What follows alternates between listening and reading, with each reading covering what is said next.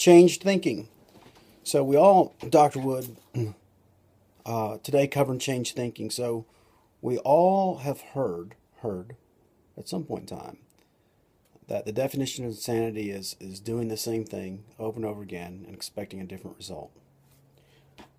Now, why is it we're all insane? Because our current way of thinking gives us certainty, and certainty ameliorates fear. So we're comfortable with our thinking. It's also egocentric, which is I know, whoever this I is, knows what's going on, and it's the reason why we have so many problems in the world, in marriages and relationships, is because two egos are going about it, and you can see it in politics. Is I'm right and you're wrong. So in that way of thinking, either or, it divides families, it divides relationships, it divides Democrat, Republicans, it divides a country. I'm right and you're not. Something's wrong with you. My thinking is the only thinking that should exist in this world. Because the way I think gives me certainty, gives me clarity. I at least have a contextual framework to live my life by understanding certain things and beliefs. And then as that beliefs and thinking pans out, it creates a certain life. It'll be the same but different. You could have different friends, people, places. It's I have this knee pain that won't go away. It's there. It's not there. I've done this. I've done that. But if you look at their life, hover above it over 30 years, you can see they never got rid of the problem. You can see in relationships. Gosh, man, there's no good men out there. There's no good women out there. Well, maybe there are, but we just keep picking the same way we think about a relationship and pick the same person, but same archetype of person, just different names, faces and colors or whatever, different times and places and ages. Statistically, you can see it. Divorce rate's 50%. Second marriage divorce rate 70%. I think or 60%, and the third divorce rate 70-80%. So if you're married 3 times, there's a good chance you're going to be divorced. And everybody goes, it's them. It's not me. It's not me. Because that requires humility. And humility says, well, let me look in the mirror. And instead of me blaming everyone else and admonishing men or women, and maybe let me look at my own thinking, and maybe I don't know everything. So this leads, the only way you could change the thinking is you have to give up and let go of everything you currently know. You have to go to zero. You have to go to nothing. Because only at the point of nothing can you create everything new. It's kind of like the biblical verse, in the beginning nothing was here. And God said, out of nothing there was something.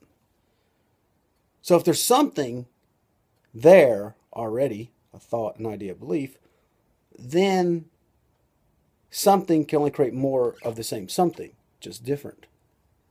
If you understand that concept. It's the definition of alchemy. God or the creator of the universe created a bunch of alchemists. We're made in the image of our creator. We are creative beings. We create computers. We create glasses. We created cars. We created microwaves, dishwashers. We created a lot of stuff. I have nothing except an idea. So it's out of nothing that something was created. It's also called letting go of the past so you can have a future. A new future. It's called a paradigm. A paradigm is like a box of thinking, of beliefs and ideas that when you live in that box, you can never escape it. And we are the creators of the box. And life gets frustrating at that point because you can't get out of your own box because you're the creator of the box. You've created your life. To get out of the box, you have to go to nothing. And that's a scary place. Because in nothingness, it's almost like you feel like you're dead. Because I feel nothing. I know nothing. Holy smokes. It's a scary place to be unless you can be comfortable with nothing. If you're comfortable with nothing, then you can have everything. You're rich.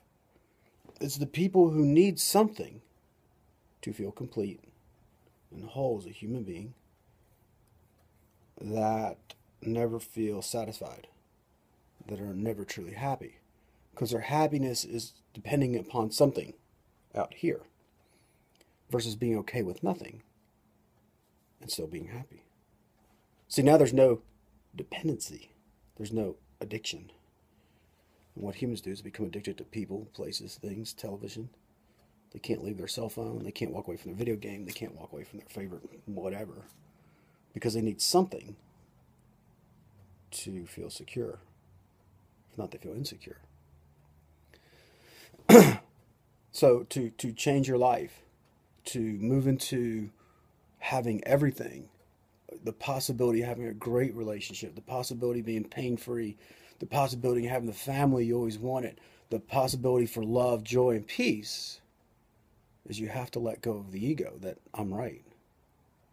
You can be right. It's called pride. But you were sitting by yourself. What you have to let go is of everything, the need to be right, and focus more on what's right. And that's the place of beauty right there. There's a great book by Marshall Goldsmith. It says, it's called What Got You Here Won't Get You There. And what he talks about is what usually gets us so far in life is our drive and our passion, playing a victim or playing the life happens by me, this egocentric person. But at some point, you can't get to the next level. You're stuck because life revolves around you. And I realized that in my own business, you know, the sticking point in my business was me because it's centered around me. And what's that's going to stop me? I only have so many hours, so much time, so much money put in. It doesn't need to be about me. The only way it can become exponential and infinite is to remove me from the picture. So as Dr. Wood talked about having moved to the next way of thinking, to have a new life, to have everything, you have to be okay with nothing. Thanks a lot. Have a great day.